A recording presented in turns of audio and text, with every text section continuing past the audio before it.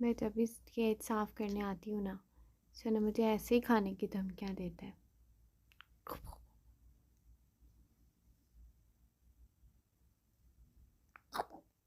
ये देखिए, खा जाओगे मुझे?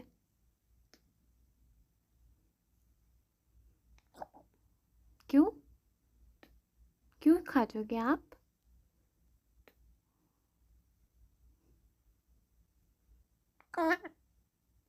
आपको खाना नहीं मिलता जो आप मुझे खा जाओगे?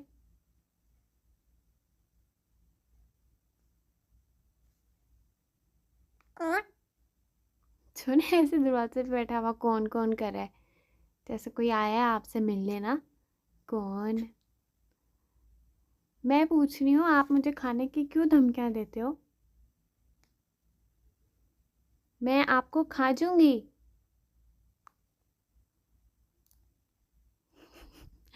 अच्छा, मेरी बात सुन के अब नींद आ गई है? मैं खा जाऊंगी। ये देखो, मेरी बात ही सुन के नींद आ गई है। चलो फिर सो जाओ।